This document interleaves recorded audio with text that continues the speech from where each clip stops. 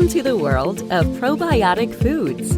This is Cultured Food Life with your host, Donna Schwenk. Welcome, everybody, and thanks for joining me. And today I want to get a little bit into why I started eating cultured foods in the first place. It was 2001, and I found myself pregnant with my third child. I was 40 at the time, and I was really surprised by that. And I wound up having really rough pregnancies. None of my pregnancies were great, but this one was particularly rough. And they delivered her at almost 8 weeks early. And they did that to save my life because my liver was shutting down. And so she was like almost 4 pounds when she was born. And I couldn't get out of bed to see her. They had her in, the neonatal unit with intensive care. And I was a wreck. I was just laying in my hospital bed going, what am I going to do? Because if I feel like this at 40, what am I going to feel like when she's 20? I really want to have a healthy life. And I really want to, I want to be healthy and I want her to be healthy. And they scared me because they basically told me that she was going to have a damaged immune system because she was born too early, didn't get any of my immunities, and it was just devastating to me. So when I took her home, we did okay, but I got worse. The gestational diabetes that I had when I was pregnant came back into real diabetes. My high blood pressure was out of control. I felt horrible. I felt absolutely horrible all the time. I was just getting through the day. I was sleep deprived because I had a newborn that I had to feed all the time that, she required a lot more feedings than even a normal baby just because she was so tiny and so fragile. And I was just desperate to find answers to the things that, could help us to live a healthy life. And so one day I was in a health food store and I picked 2 books off the shelf and I sat down in a chair because I was too tired to stand up and looked at those books. And when I sat down, one of them opened up in my lap and it opened up to a page on kefir. And that was Nourishing Traditions by Sally Fallon.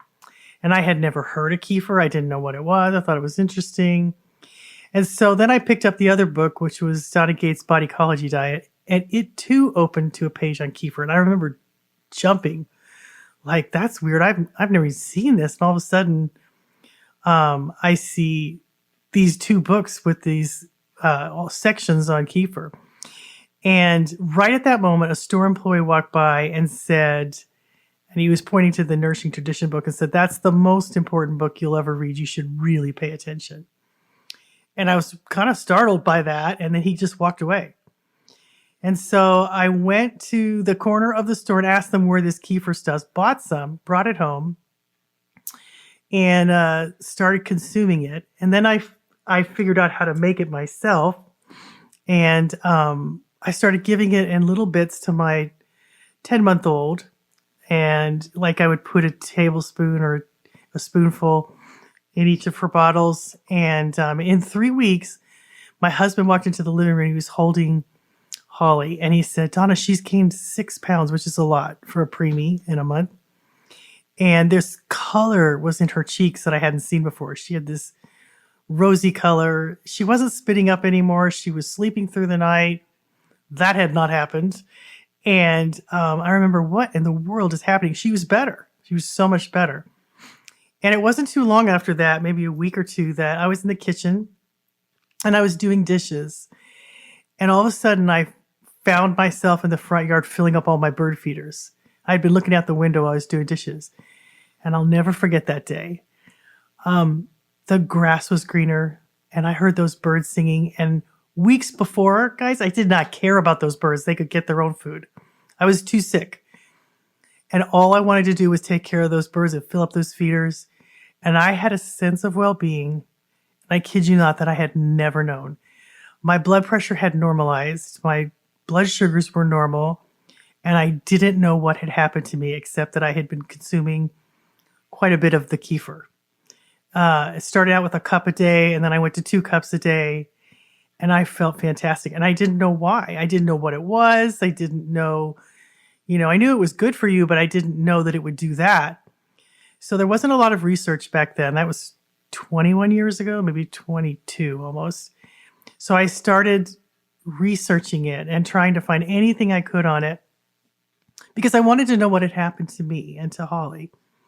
And flash forward 21 to 22 years later, and a lot of the research has caught up with me, and things that were happening to me and happening to my friends, like food allergies were going away in my friends' children and in my own daughter, my older daughter, my 16-year-old. Asthma problems, like my friend's little boy who was 7 years old stopped needing his asthma inhaler. And I remember she had been religiously giving him kefir every day. He was 7 years old. He was a friend of ours. And they had gone on vacation. And one day she said he came into the kitchen and he had big old crocodile tears strolling down his face. And he said, "Mom, you haven't been giving me kefir for a while." And it had been like a month, I think. And he said, "And my asthma's coming back and I'm going to need my inhaler again." And he's crying. He goes, "I need my kefir." And he was 7. And that really convinced her and him and now research has shown that it actually works on the bronchial tubes. It helps to relieve, it has 19 anti-inflammatory properties in it. Kefir does. And they did a big study. Was it at Cambridge or Harvard? I think it was Cambridge. I have that on my website. But anyway, they were shocked at how many anti-inflammatory qualities that kefir possessed. And there's a lot of information about kefir in your heart, how it keeps your heart healthy. It has an enzyme in it that works like an ACE inhibitor drug in the stomach to naturally lower blood pressure in 1 out of 3 people, which is what happened to me. It helps. It changes your microbiome in a very vast way because it has 50 plus probiotics in it. That's huge. And there isn't another cultured food that has that many.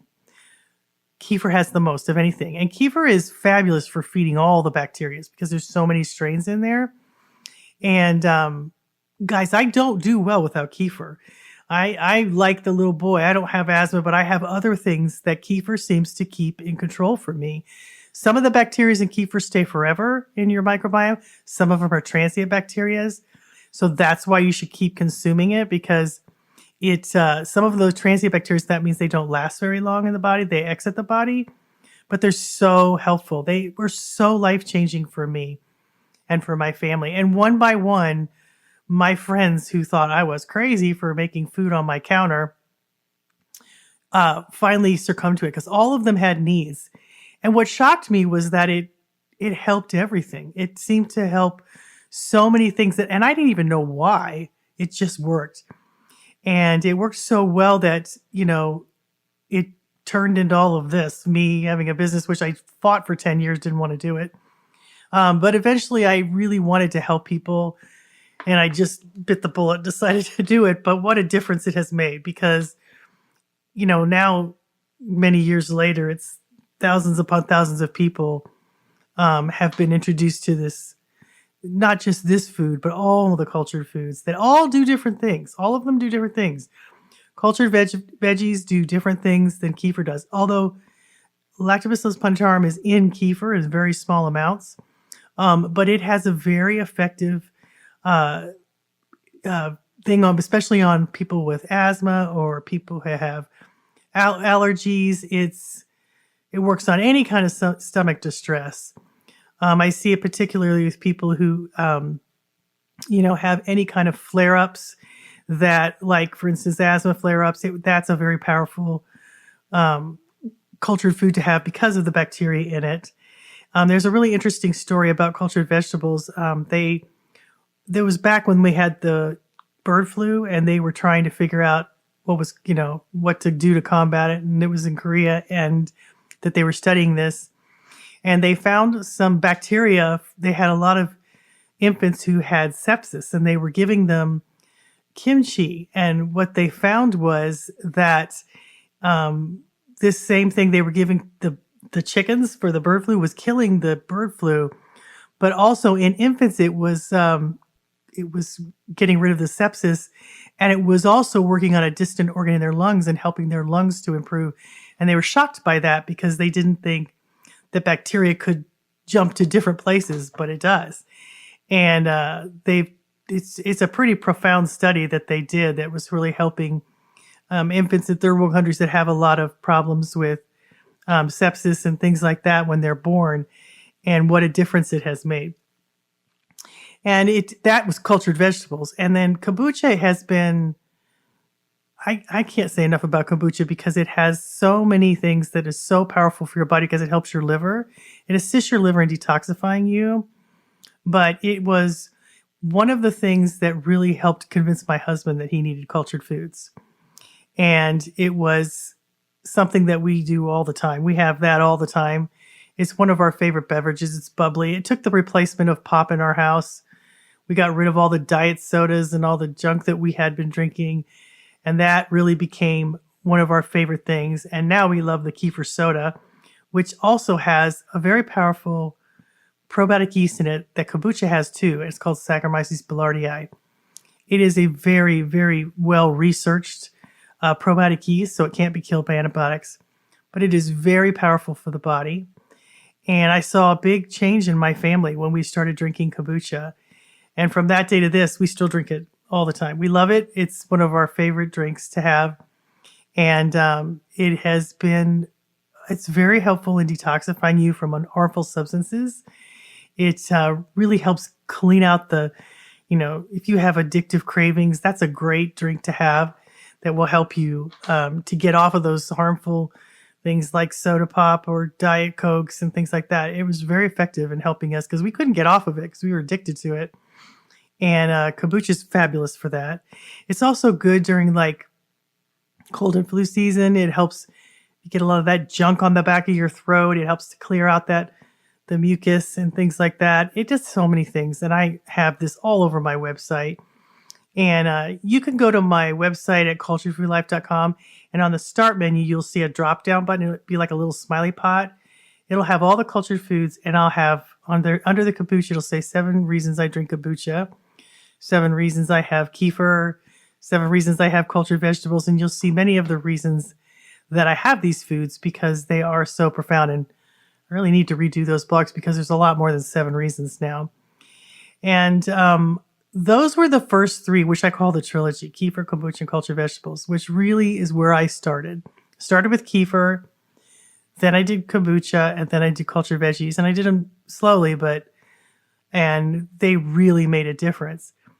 And then lo and behold, last year, around January or March, that's when we discovered, Cutting Edge Cultures I'm part of that company, and we developed a product along with Dr. Davis, who is fabulous. He's written Super Gut, which is a really good book. And he developed this process for making Rudera yogurt, and he helped us, and we made our own product. And at first, I didn't think it would be so life-changing, but I am so shocked at how much that yogurt has made a difference in my life. And then we also developed Yogurt Plus, which has bifido in it, which is so important for the gut. It's one of your most important bacteria. And then we also made L-Gaceri, which is very important for, so many different things that would take the whole podcast to talk about it. But those 3 yogurts have been life-changing for me. And I didn't think they would be because I didn't think yogurt was as good as kefir because it didn't have as many bacteria strains in it.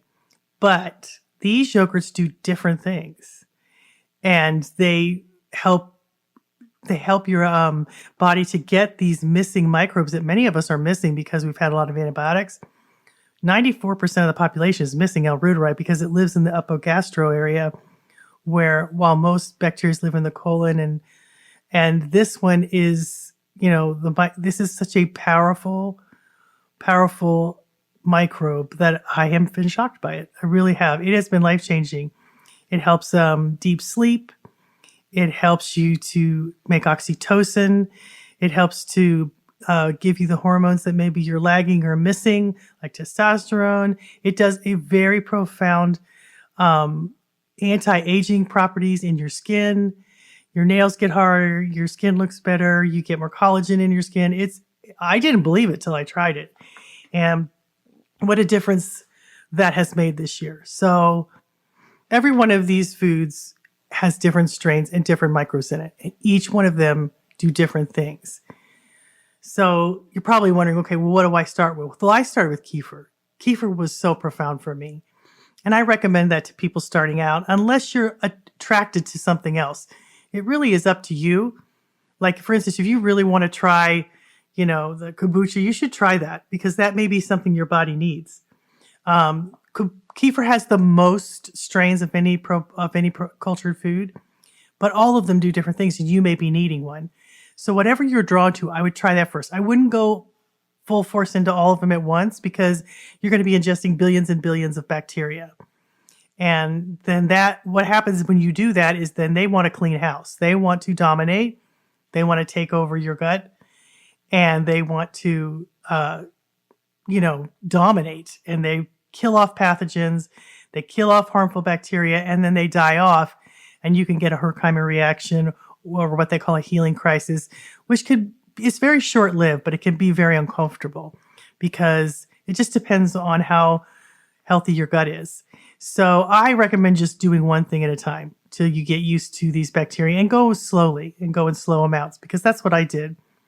And it really slowly rebuilt back my microbe. It's interesting because it's not just that it changed my microbiome, but, each and every one of us is a cloud of bacteria walking around. So everything we touch, everywhere we go, we are infusing that into the areas around us. Our family gets it. It was interesting. They did a study and they took 5 or 6 families out of their homes and put them in new homes that were sterile. And within an hour, they had colonized the whole place with their bacteria. And that included their animals, because you take it with you everywhere you go. And so if you're healthy, you're really bringing good bacteria into the world and around you. And you can see that in, like, for instance, my sourdough starters are so bubbly, okay? But I have so much good bacteria in my home that's the reason why. I have that everywhere. And as you make these foods, you'll get more of that in your home. Your starters will be better. Your things will work better because you'll build on that base. And after years of it, you'll have a lot of good bacteria in your home that not only helps you, but helps everything around you. It's how it's supposed to be. And that's why every part of our being is trillions of bacteria, which is more than cells in your body. And it helps you breathe. It helps you do everything. There isn't anything that you do that isn't affected by the bacteria that houses you. And it's 10 times the cells in your body. So having good bacteria is so important, not just for your health and for your gut, but for your environment, for everywhere you go, for every person you touch, for every building you walk into. You're dominating that room with your good bacteria if you have it. And that's something that I have always thought was really interesting, that not only by being healthy and having a good microbiome do I help myself, but I help my family and those around me. And when something helps you to feel better, you pay attention. And that's why I started learning about it, because I wanted to know what had made me and my daughter well. And it was these cultures. I never thought it would be microbes. I never in a million years thought that the answers to my prayers would be in a jar that sits on my counter filled with billions of microbes. I thought, that was just insane to me, but now it's the norm to me. And I can't tell you how many people come to me and say, well, I'm not feeling well. And they've taken rounds and rounds of antibiotics. And I'm not against antibiotics. I think there's a purpose for them and a place for them. But then they never have anything, replace it with the good probiotics. And I'm not a fan of supplements, because supplements often open up in parts of the body they don't belong and can cause problems like SIBO. I'm much more a pro cultured foods, because the body knows what to do with it. It has a protective halo around the food that speeds to the part of the body where you need it. And it just knows how to fix everything, because your body's smart. Your body's a chemical pharmaceutical factory all on its own, making hormones and bacterias, and it's just doing all kinds of processes to keep you happy, healthy, and thriving. And one of the ways you keep your immune system healthy, happy, and thriving is to have a lot of good microbes in your gut. So that is where I started. That is how I started. And from that day to this, fast forward, that little baby that I was desperate to give her a healthy life is going to be 22 in about a month, which I can't believe. And she's one of my best friends in all the world. And she has made such a difference in my life because I would do whatever it takes to save her. And what happened was it turned around and saved me. I found those foods for her, and it helped me and everybody around me. I just think that's part of the love of a mother. You know, you just love your kids. You'll do anything for them. And what a difference it has made in my life. I am thankful for the sickness that brought me here. I'm thankful for how horrible I felt. And I felt pretty horrible because I would have never known that sense of well-being had I not been so sick. So that struggle I had turned to wisdom. And so I'm grateful for my struggles. But especially grateful for that one because it made all the difference in my life. And without it, I wouldn't be here. I wouldn't be talking to you. I wouldn't be making these foods. And most people don't know about them. But that is changing. I'm seeing it really change little by little because people are wanting to get healthy. So I really encourage you to just try whatever food you feel the most drawn to, because that's what I did. You know, I was drawn to kefir, and that was life-changing. But I've seen it help thousands of people. But I've also seen people drawn to other foods that they seemingly needed more. And then they went on to do the other foods too. But that's how I would recommend you begin. I think our bodies are smart, and I think they know what they need. And I think you need to start to try to listen to that. And if you're listening to this, you're probably needing it. That's usually how it works. And you're probably a match to what I'm telling you because there's something in this for you. So go slowly, go over to my website and hit that start here button. It's a smiley pop button at culturedfoodlife.com. Everything you need is on there for free. Everything you need to make all of these foods is free on there. And you can see step-by-step pictures and some videos on how to make these foods, how to get well. And most of them are cultures you buy that are sustainable, that you can use over and over again. I've had my kefir grains for 21 years. And the cultured vegetable, you can reuse the brine from the next one to make another. And the same with kombucha. Once you get it, it's very sustainable and it's very inexpensive. You know, even some of the yogurts, you can use the previous batch to make another batch and another batch and another batch. We have a kefir soda that's fabulous. I had somebody on my Instagram page say she'd made 50 bottles from the first package and it was still going. And that's happened to me too. So it's a wonderful way to include these foods in your diet without, breaking the bank. And it's just, they're so wonderful. And food is so important. I say, if you don't feel good, you don't have a life. Everything's a struggle. Everything's hard. Everything's an uphill battle. And when you have your health, it is an amazing life. Don't go through this life not feeling good. You're just missing so much. You don't know what you're missing. I didn't know what I was missing until I felt better. Help your body help you. And it will teach you how to love the foods that will love you back. And that's what I love about cultured foods. So I have hundreds of recipes. Everything you need is for free. And I just want you to feel better like I did. It just was so shocking to me that I could feel like that. And I don't want you to miss out on that because life is too short. Thank you guys for listening. I hope I helped you. That is just where I started. I just tried to get you to start slowly, pick one food, and go from there. And we have lots of help on our website. And thank you guys, and we will talk to you next week.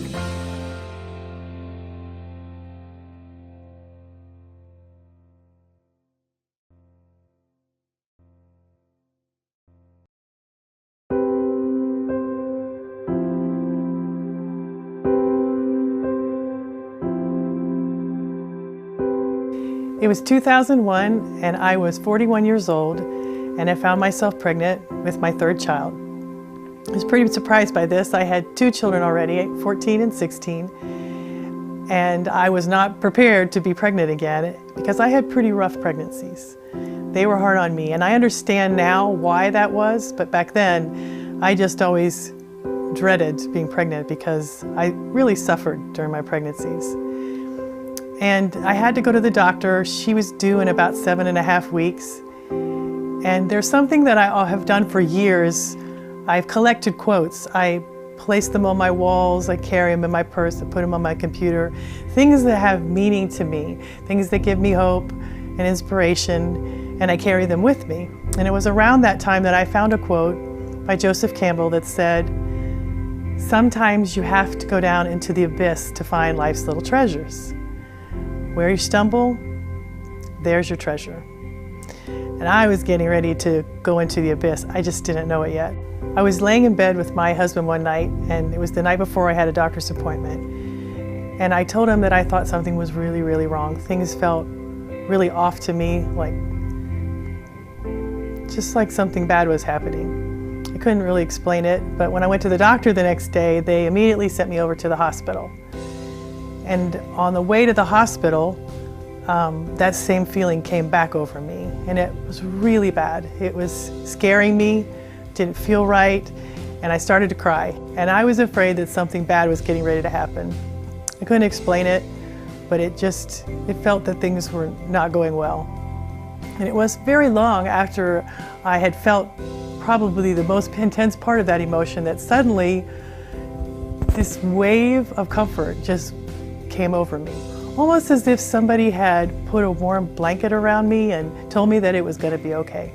So when I got to the hospital, they did some tests, and within a few minutes, 2 nurses and an anesthesiologist come rushing into the room and asked me how long it would take my husband to get there, and they wanted to do an emergency C-section in 20 minutes. And I just panicked. I mean, everybody knows that a baby born 7.5 weeks early stays in the hospital for weeks in neonatal wards and struggles. And I just was crumbling. I said, "You can't take my baby this early. She's not ready. She will suffer." And right at that moment, the anesthesiologist came over, sat in my bed, looked me straight in the eye and said, "Donna, your liver is shutting down. This is the solution. This is the only solution to save you and the baby. We don't have options here. This is the answer." I'm looking at a total stranger, and I have to trust this person. And I felt myself let go because I couldn't do anything. I didn't have any more control. It was out of my control. I was going down into the abyss whether I liked it or not. And I had to put my life in the hands of this really kind stranger. They delivered her 25, 30 minutes later. I saw her for 10 seconds, and they rushed her to the neonatal ward, where they kept her alive all night by standing by her side and watching her, doing the wondrous things that some of these nurses and doctors did in the hospital. But they sedated me in a very severe way because my blood pressure was so high and I had so many things going on. So I couldn't get out of bed. I couldn't go see my baby. I couldn't even sit up. I couldn't get in a wheelchair, and I was really having a hard time. And the nurses kept coming into my room and saying, "We've got to get your blood pressure down, Donna. It should have gone down after we delivered the baby." And I finally said to them, "I have delivered this new baby, and she doesn't know she has a mother. I'm doors away from her. She's down the hall. She doesn't know that I love her. She's suffering, I'm suffering, and I can't get to her. So how can my blood pressure go down? You've got to find a way to let me to see my baby. I haven't seen her. I saw her for 10 seconds. I said, "You either got to drop my medication or you got to find a way to get me to her." And I said, "I promise you my blood pressure will come down." So that nurse waited till about 2:30 in the morning when the hospital corridors were a little quiet and people had gone home, and she wheeled my entire bed into that neonatal ward. And there I saw my little 4-pound Holly. And they had put IVs in her head because her veins had collapsed because they were so little and so tiny. And they told me they had to sedate her because she was so upset. And they don't like to sedate newborns like that because it's not good for them. They're fragile, but they had to because she was so upset that she was using all her energy, which she needed because she didn't have enough fat on her to protect herself. So she was laying there pretty limp and her eyes were covered and they had tubes in her. And I will never forget that moment. And the despair that I felt turned to determination. And I determined in that moment, looking at that baby that was my baby, that I would climb any mountain. I would do anything to get that baby home and to give her the life that she deserved. I did not want her to suffer. And my body was struggling, but it was not done yet. They wheeled me back to my room, and my blood pressure started dropping within the hour. And the next morning, they lowered my dosage of medication because it had dropped enough that I could get out of bed and go see my baby. And then this whole journey of understanding what happens when you have a premature infant. When babies are born that early, they don't get the mom's immunities. They get them the last 6 weeks in the womb, and she was born too early. So she didn't know how to eat, she didn't know how to suck, she didn't know any of these things. And the way that you get a baby home is they have to take all of their meals from you. They have to take bottles or you have to nurse. But she didn't know how to do any of that, and so I had to teach her. And it was a struggle. She was drinking about 2 ounces of milk that would take me an hour to get down her. And I had to do it every 2 hours. And if I didn't do it, the nurses would tube feed her, which meant she couldn't go home. I had to do this for so many days. And after I had done it, I can't even remember how many days I had to do it for, then I could take her home. That basically had to prove that she could survive on her own. And so I didn't sleep. I was just around the clock. My body just kicked myself into overdrive. And my husband helped feed her too, and we took turns, and I just did it. I don't even know how I did it. Some people call it instincts, mother's instinct. I just call it love. I was getting that baby home, it didn't matter. And in 2 weeks, I got her home. They told me 3 to 4 weeks, and I got it in 2 weeks. And we started on nursing and feedings routines were basically for 8 months. I just fed Holly, that's all I did. I kept everybody away. Little colds, little flus that normal kids get can really damage preemies because they don't have the immune system that regular babies have. And so, colds can damage their lungs, cause problems that are permanent. So I basically lived in this little bubble where all I did was feed my little girl. And things were going up and down, and things were going up pretty good. And then at about 10 months, Holly decided, for some reason, unbeknownst to me, that she wasn't going to nurse anymore. That she just didn't want to do it. She wanted bottles. She didn't want to do any of these things that were protecting her, and I had to find alternatives to feed her.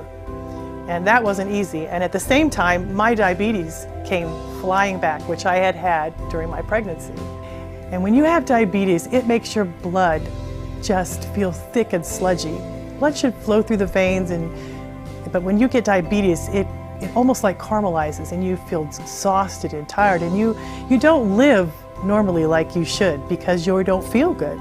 So one afternoon, sitting in my living room, I prayed that I would find the wisdom to help my family, help myself, because I wanted to live. I had a baby to raise, and I was 41 years old. When she was 18, I was going to be 60.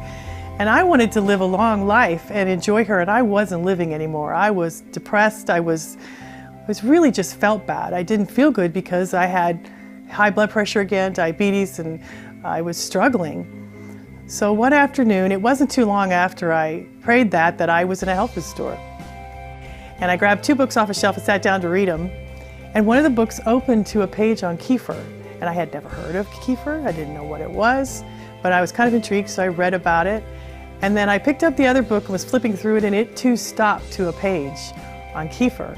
And right at that very moment, a store employee walked by and said, "That is the most important book you will ever read. You should pay attention." And then he just walked away. And that book was Nourishing Traditions by Sally Fallon, and it changed my life.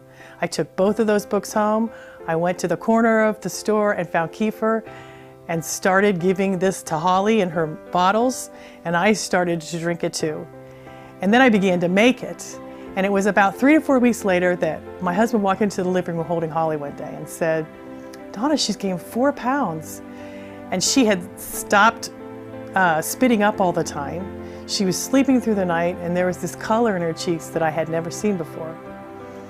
And I was really surprised that she would gain that much weight and look the way she did. But from that day to this day, Holly has never ever been to the doctor because she was sick. She quickly became the healthiest person in our entire family, very quickly. And it was really not too long after that one day I was standing in my kitchen looking out the window. I think I was washing dishes, And suddenly I found myself in the front yard filling up all my bird feeders. And that moment, it was as if my whole world shifted. And the grass was greener. And honestly, that day, those birds, I know they were singing sweeter because I felt so good. I don't believe I've ever felt what I felt that day prior to that. It was a sense of well-being. It was a sense of joy. It felt so good to me, and I didn't know what had happened to me. My blood sugars had normalized. My blood pressure was normal. And this joy came over me. And I found another quote by Joseph Campbell that said, "Find a place where there's joy, and the joy will burn out the pain." And that is true, because that happened to me. I became a woman on a mission to see what had happened to me. I didn't know what had happened to Holly and me, but this strange drink called kefir had changed us so dramatically, and I was going to find out what it was all about. So I began researching every night, searching through papers and trying to find what had happened to us. And here's what I discovered: that you and I are 10 trillion cells of bacteria. More than cells in the body, we are bacteria. And only 1% is harmful that they know of, is bad, and the rest is good or harmless bacteria. It lives inside of us. It does things that you can't even imagine that it does. It helps us digest our food. It protects us and builds up our immune system. It talks to our cells. It repairs the damage to our DNA. It makes serotonin in the gut and sends it straight to our brain to make these chemicals that feel so good. And it did so many things that I couldn't believe the processes that were happening within me and Holly just by drinking this kefir. Honestly, I wanted to know why it was doing these things. So I have journals that I keep by my bed, and I write questions in them, and then I leave the questions alone and wait for the answers to come, and they always come for me. And I wrote this one particular day, why is kefir lowering my blood pressure? Because every time I went off of it, it went right back up. And I wanted to know why. And it wasn't too long after I had written that question that I found this book called Bacteria for Breakfast, which is a super intense book, but I loved it. And in the back of it, it had studies, and it said that fermented milk products worked on an enzyme in the stomach, just like ACE inhibitor drugs, to lower blood pressure naturally. And this is what was happening to me, because when I went off of it, it stopped working. And so I started researching that, and I discovered what kefir was and the things that it could do. And of all the things that happened to me, I couldn't believe that the answers that I was seeking, the wellness that I wanted for my family, came to me in the form of food. And these cultures, these living cultures that would sit on my counter and transform my food, infuse my food with good bacteria that made my food safe, and made them so safe that bad pathogens couldn't get in, would preserve the foods, and then when I would eat them, they would preserve me. They would change me, and they were doing the work, and I was receiving the benefits. And they had been around for thousands of years. I just didn't know about them. And each step along the way, each journey, every food that I found had a new story and a new thing that it did. And I was so shocked and amazed that something so simple as food could change me so dramatically. My daughter Macy, who had terrible problems with her stomach and was allergic to everything, her stomach healed. She lost all of those allergies. She can eat anything now. And I saw this in my friends. I saw some of my friends not need the asthma medication they were taking. Or so many men that I had met whose wives I had taught how to make kefir were stopped taking their acids and their special medication to get rid of heartburn. And constipation was going away, and ulcers were going away, and people's blood sugars were lowering. And it just kept growing and growing and growing. And what shocked me was that I didn't know it could do all these things. And every time I learned about a new cultured food, new things would surface, and I would learn about them too. It was exciting to me that something so simple, these little living microorganisms that you place in your food, would reproduce themselves so I could give them to my friends. They would last my lifetime, and they cost pennies to make. I couldn't ask for more than that. I couldn't ask for something that had been something that was more effective for me. So I went from laying on the couch and really struggling and not having much joy to feeling so happy all the time that I wound up having a website to tell others, writing a cookbook, building a blog, and then now I'm doing videos. Who does that? People do that when they feel good, because when you feel good, you do good. And this is the thing that happened to me. I couldn't stop it. It just spills out of you. That's what joy does. You can't control it. You want to tell people and help them on their journeys because you've been there. You know what the despair feels like. And these are the things that have happened to me that have really caused me to do the things that I'm doing right now. You have given me the reasons to make videos and to write cookbooks, you inspire me to do these things because I want to help you. Because life is not worth living the way I was living. It has such meaning and such joy every day when you feel good. You can change the world. And I thought maybe I could help somebody along the way because I received so much help. It has made all the difference in my life, and it means so much to me to share with others what has changed my life. So I hope that you'll stay tuned and that I can help you on this journey. There's something that I have a philosophy that I live by, and that is that if you believe in something and you love it and you've lived it and you know that it has changed your life, other people who are seeking what you're offering will find you, and I'll be here to welcome them. You will too. We can do it together. I want you to feel not only the wellness that I feel, but the joy I feel, because life really is a wonderful journey.